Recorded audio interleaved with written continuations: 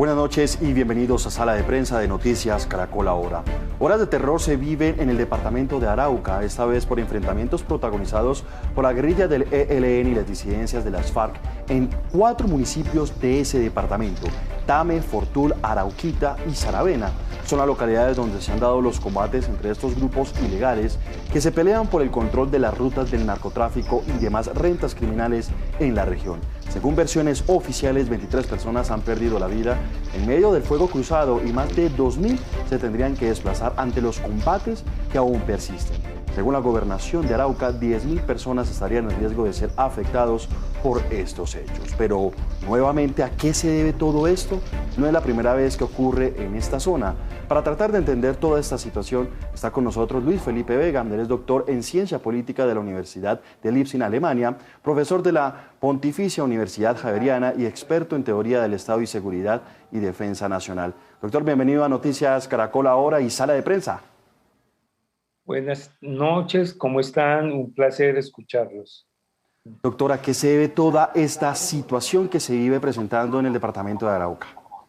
Yo quisiera primero establecer como una comprensión de lo que la gente que está viendo esto o que lo está escuchando no entiende. Entonces, permítame 5 segundos y ubico el contexto de lo que voy a hablar. En seguridad y defensa en seguridad y defensa terrestre hay 4 teatros de operaciones. Teatros de operaciones existe el Teatro de Operaciones Norte, el de Oriente, el de Occidente y el de Centro. Ahí hay áreas de operaciones. Las áreas de operaciones están circunscritas a las unidades mayores, esto es, a las divisiones. Estos teatros de operaciones circunscritos a las unidades mayores tienen unas unidades en las áreas de operaciones que son unidades menores, esto es, fuerzas de tarea conjunta como la Quirón o fuerzas o brigadas. Lo digo porque un poco cuando hoy participé en el programa de Caracol, un analista decía, es que en Arauca hay fuerza de tarea Quirón y hay brigada. No, o sea, hay teatros de operaciones y hay áreas operacionales. Las áreas de operaciones solamente desde los teatros de operaciones, que son las grandes unidades militares, esto es, las divisiones, para el caso de Arauca, la 8ª división, operan la Fuerza de Tarea Quirón y la brigada subsecuente de Arauca. Entonces son unidades que son ya no de carácter estratégico, sino de carácter operacional. No, ellas no definen la estrategia, ellas definen los marcos operacionales en el marco de las acciones que se definen en los territorios. Quiero decirlo de alguna manera porque la gente piensa, tenemos mucho ejército y cómo funciona. La gente y los analistas no saben cómo funciona el ejército. Entonces, no, está perfecto, quisiera dejar eso claro antes de entrar en materia. Ahora sí entremos en materia, ya con esta explicación, ¿cómo pues entender un poco de la situación que se vive en este departamento? Pues teniendo en cuenta lo que usted dice, que hay ya presencia del ejército, allá opera también la Brigada 18, pues hay presencia militar. ¿Por qué pues hay tanta presencia de grupos armados y pues también por qué tienen sitiada a esta población? Mire, ahí hay una figura, digamos, que es la figura del Frente Marlon Villa, que es el Frente Décimo, de lo que se llamaba las extintas FARC. Hoy se habla de el GAO Residual FARC, Grupo Armado Organizado Residual FARC, que es el Frente Villa, que no es un grupo que sea muy numeroso, es un grupo de unos 150 a 200 combatientes. No tienen una capacidad instalada en términos de armamento que sea suficientemente fuerte o que tenga una gran envergadura para afectar el Estado, pero tiene una capacidad de control de territorio. Lo que ha pasado es que el SOI 31 del ejército venezolano y la Guardia venezolana ha tomado a esos sectores que estaban en la frontera y en territorio venezolano, los ha expulsado a la frontera y los ha expulsado por acción, digamos, militar. El SOI 31 ha tenido unos éxitos importantes por llevar a estas disidencias de la frontera al territorio colombiano. Lo que ha hecho una disidencia que no es muy numerosa, es una disidencia de unos 150, 200 hombres, con un armamento que podríamos decir entre revólver, pistola y R-15, ha logrado mimetizarse en las zonas que son urbanas en Arauca. Ya hayan empezado a establecer un mecanismo de extorsión y un mecanismo de relación, una suerte de relación terrorista clientelar con los sectores productivos de Arauca.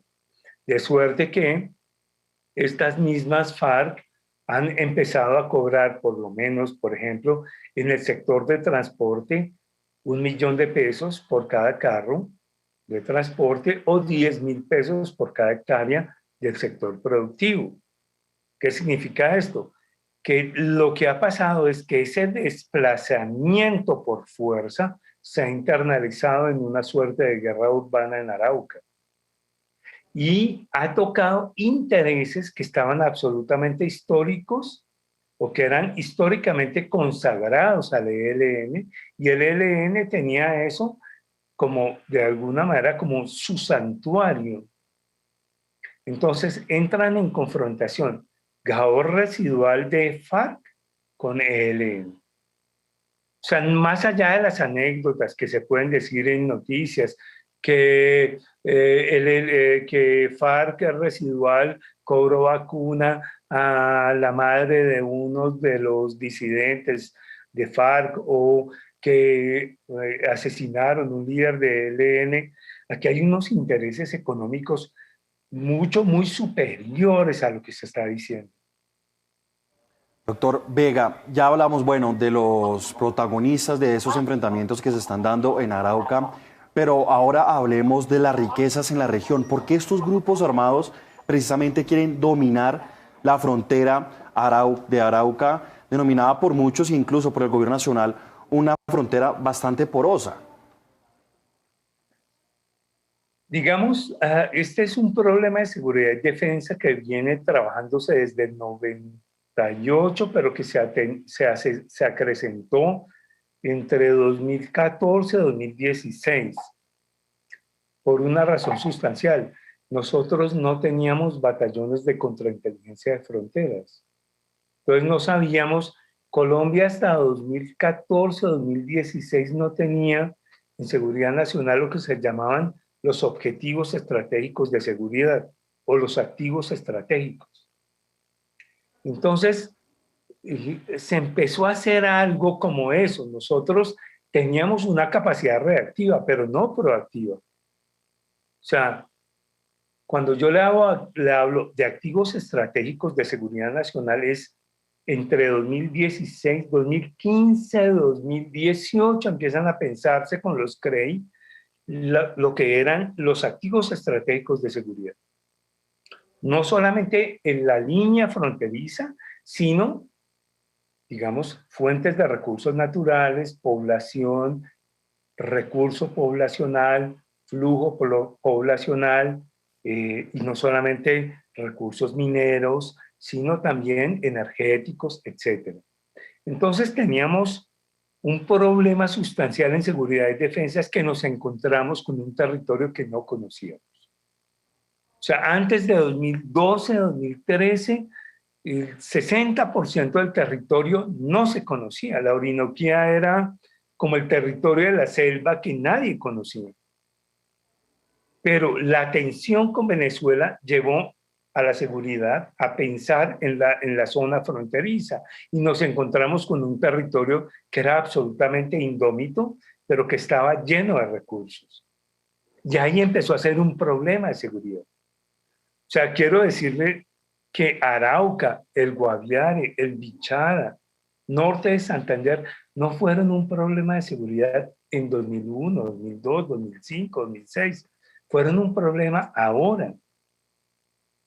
Fueron un problema ahora porque nos dimos cuenta que el gran sector geoestratégico y geopolítico a nivel global era la Amazonía, que China tenía intereses en la Amazonía, que Rusia tiene intereses en la Amazonía, que Norteamérica, que los tenía controlados, los perdió y perdió su esfera de influencia, que hay otros sectores como Corea del Norte, que hay otros sectores como Corea del Sur, que todo el mundo empezó a fincar sus intereses en el marco global en ese pequeño territorio.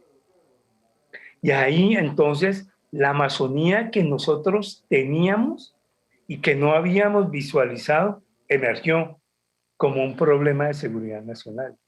Pero cuando yo le estoy diciendo problema de seguridad nacional, es que aún el Ministerio de Defensa no logra entender qué tan problema de seguridad nacional es. Voy a poner un ejemplo tonto para que me entiendan. Las FARC sacaban tungsteno del Guaviare y de Arauca y se lo vendían a Ferrari para hacer motores. Nosotros no sabíamos que en esos territorios había tungsteno, por ejemplo. Doctor Vega, ¿y cómo explicar sobre todo pues, esta situación que desde pues, de ese entonces, desde el año 2000, 2001, donde todavía no era un problema pues, toda la presencia armada en este territorio, pero sí se habían presentado unas primeras alertas? Lo ha hecho la Human Rights Watch de José Miguel Vivanco, que también hizo un trabajo muy exhaustivo en esa región del país y que incluso le entregó el informe al gobierno nacional, y también lo había hecho la Defensoría del Pueblo con una alerta presentada en el año 2019, donde manifestaba que precisamente esta crisis humanitaria que se está presentando en estos momentos se iba a dar. ¿Cómo explicar que ante estas alertas y ante estos llamados, pues hoy en día aún no hay presencia del Estado y está pasando lo que está pasando en esta región del país? Mire, es muy simple. Por densidad poblacional. Cuando yo hablo de densidad poblacional, estoy diciendo que estos son amplios territorios con muy poca capacidad de densidad poblacional. Si yo le digo a usted Caquetá o Bichada tiene 1,5 veces el territorio de Holanda, o el Guaviare, o Arauca tiene más recursos naturales que lo que puede tener Bélgica.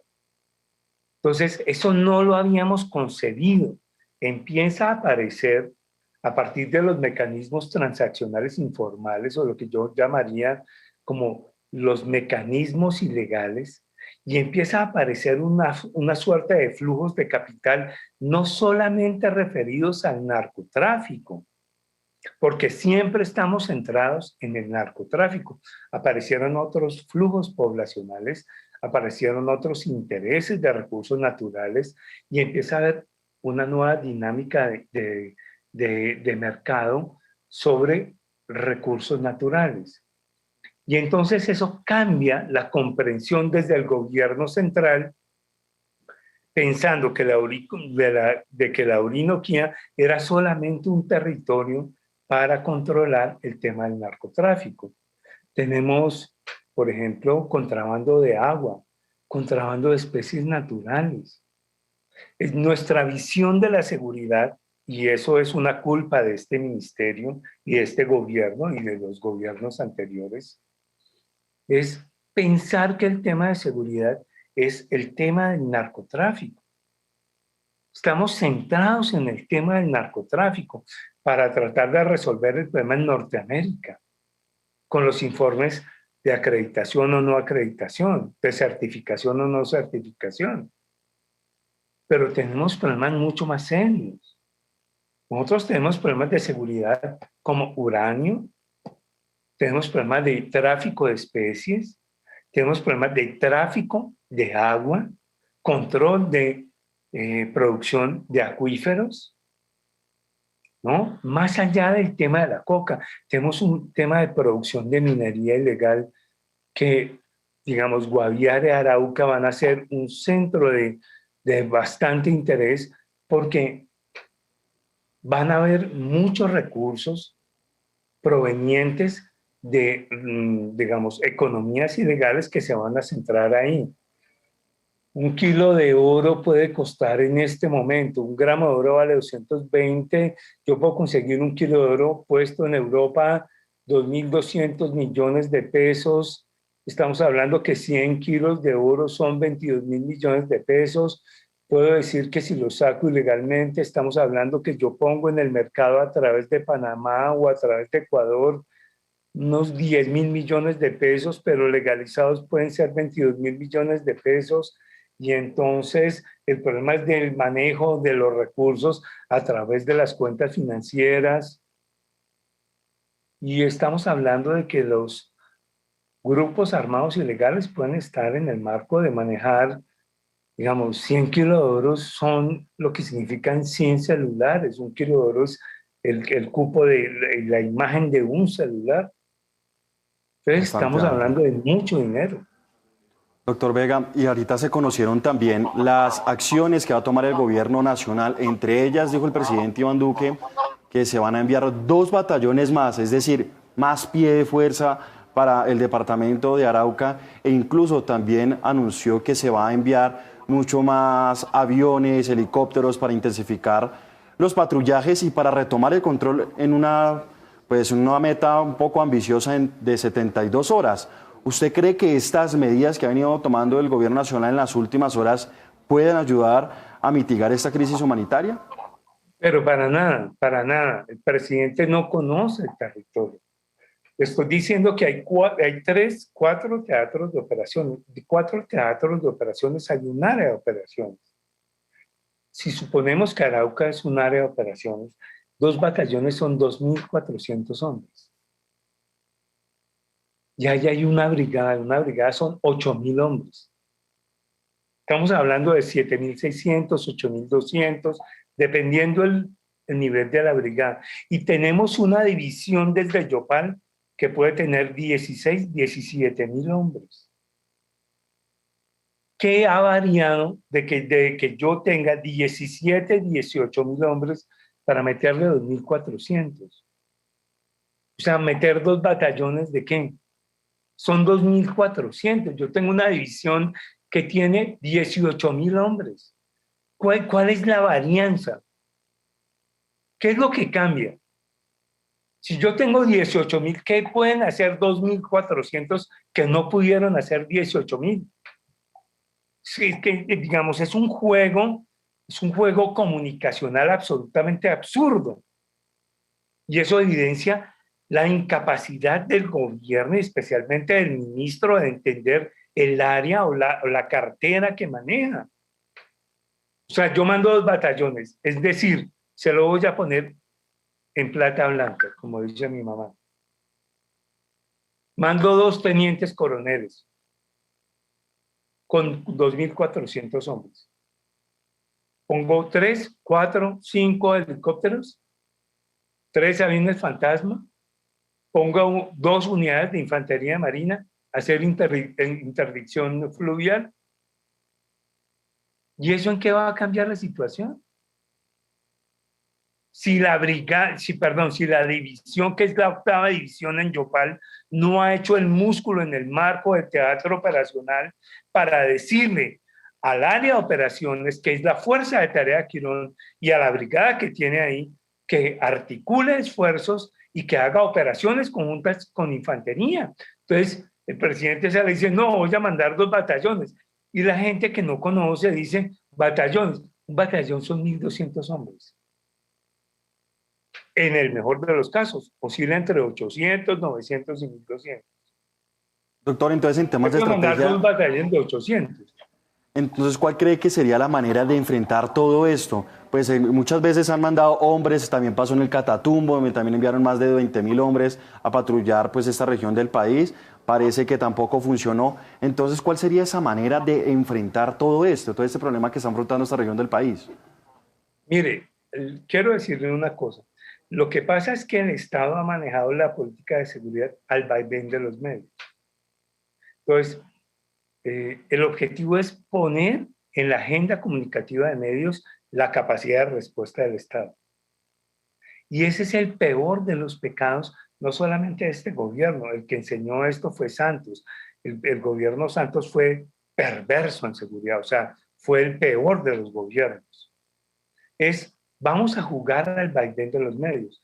Eso significa que esta seguridad es reactiva. O sea, esperamos a que suceda el evento, mandamos unas unidades, salimos en Twitter, hacemos el video, conseguimos los medios, ponemos las cámaras, hacemos una operación choque hacemos retroceder al enemigo un poco de kilómetros, nos retiramos y decimos, hemos librado el territorio. Eso es lo que siempre se ha hecho, pero que desde Santos se ha acumulado más como una política de paz y como una política de paz, digamos, perniciosa.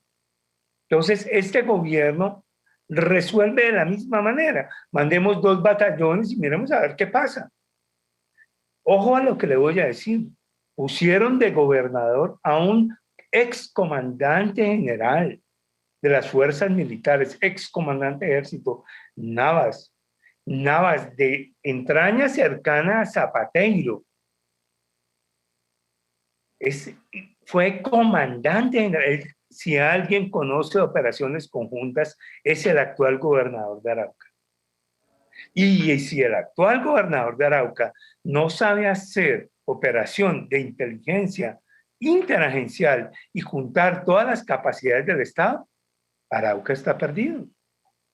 Pero si Navas dice, vamos a mirar, estamos en negociación, vamos a buscar, no estoy hablando de un político profesional, estoy hablando de un excomandante general de fuerzas militares, excomandante de ejército, que tiene una ascendencia dentro de los generales, que tiene un respeto por más de que se ha retirado, que tiene una aceptación. Y si él, que es el gobernador, no tiene la capacidad de coordinar fuerzas, siendo excomandante general, ¿quién la puede tener? Esa es mi gran preocupación. Si tienen un excomandante general que fue el papá de las operaciones conjuntas en el ejército y en fuerzas militares, y no tiene idea de para dónde vamos, entonces ¿a quién le pedimos respuesta? Está claro que el ministro Molano, por más que intente en su juego tratar de ser general, tiene problemas porque no conoce los niveles estratégico, operacional y táctico, pero tenemos un gobernador que fue comandante general. Si ese gobernador no tiene la capacidad de articular esfuerzos y capacidades, pues estamos perdidos. Doctor Vega, y con Con este la panorama, ascendencia, señor, perdón, con este panorama con que la pues, ascendencia que tiene Navas en Navarro y en Zapateiro, quiero dejarlo claro, con la ascendencia como infante que tiene Navas en Zapateiro y en Navarro, que ambos son infantes del arma de infantería. doctor Vega, y entonces con este panorama del que usted nos habla, ¿qué puede esperar la población de Arauca en los próximos días, precisamente con el envío de tropas, con las medidas que se han querido tomar? ¿A qué se deben enfrentar los ciudadanos y los habitantes del departamento de Arauca?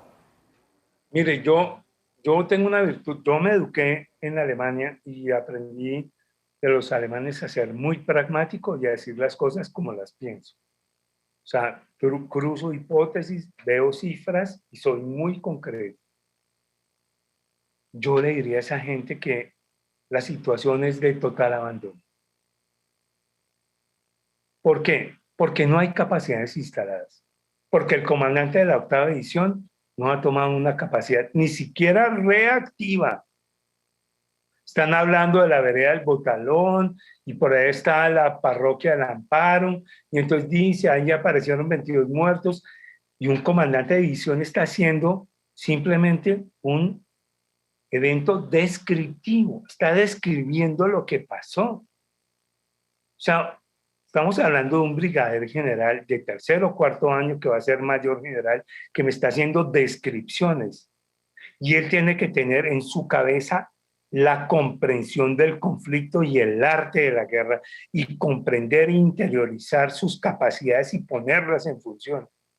El comandante de la 8ª división, pues lo escuché, no, que sí, pero que encontramos 22 cuerpos. Es que yo no necesito una oficial del CTI que me diga cuántos muertos hubo o cuál fue la causa. Yo necesito la capacidad del ejército que neutralice la amenaza. Y es un comandante de una Una división, preguntita. maneja 20.000 personas. No sé si he tratado de que me entienda. sea, usted no puede esperar de un mayor general o de un brigadier general comandante de división a que le dé excusas. Usted no puede pensar eso. Un mayor o un brigadier general tiene que tener planes estratégicos, planes operacionales en el marco estratégico que den resultados. Porque él tiene todas las capacidades desplegadas. Él tiene la fuerza de tarea Quirón, tiene la 13ª brigada, puede mover gente. Entonces vamos a hacer un consejo de seguridad. Va a ir Zapateiro, va a ir el general Navarro, el general Zapateiro, va a ir un enviado del ministerio, van a hacer salud a la bandera. Y en concreto, ¿cómo podemos controlar geoestratégicamente ese territorio? Yo quisiera decirle adicionalmente algo. Antes de esta entrevista, estuve hablando con gente en Arauca, estudiantes míos de maestría que trabajan en puestos de gobierno y en alcaldías. Empezó el desplazamiento masivo. Y el desplazamiento masivo del sector rural al sector de la cabecera urbana significa que la producción de leche, de alimentos, va a empezar a escasear. Entonces, la comida va a llegar desde Villavicencio. Y eso va a generar un sistema de inflación. Y vamos a tener un Consejo de Seguridad que no va a funcionar para nada. Perdón, disculpe. Bastante preocupante y según la Defensoría.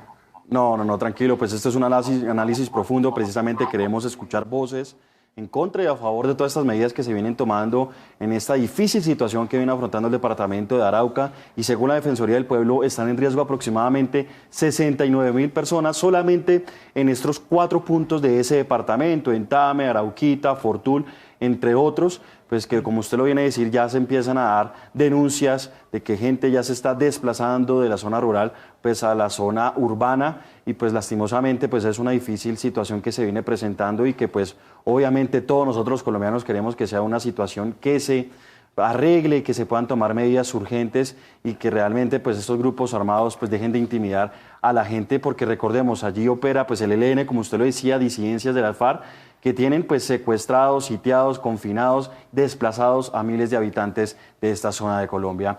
Doctor Vega, muchas gracias por estar con nosotros aquí en Sala de Prensa. Pues discúlpeme el apasionamiento, pero este tema para mí es muy importante, y en especial porque es el territorio donde necesariamente en 50 años va a haber desplazamiento poblacional desde las cordilleras hacia el sector de la Orinoquía. Ese es el futuro del país. La Orinoquía es el futuro del país. Tal vez no la viva yo, tal vez no la viva mi hijo, pero tal vez mis nietos van a aprovecharse de que el desplazamiento y el desarrollo es para ese territorio y esa región. Y me preocupa que el gobierno lo ve simplemente como si estuviésemos en una finca en Cachipay, o estuviésemos haciendo un asado en Fusagasugá, y no en un territorio estratégico, un territorio absolutamente importante para el futuro y el desarrollo de esta sociedad como nación. Muchas gracias, doctor Vega, y hasta aquí Sala de Prensa. Muchas gracias por conectarse con nosotros. Sigan con nuestra programación aquí en Noticias Caracol Ahora. Feliz noche.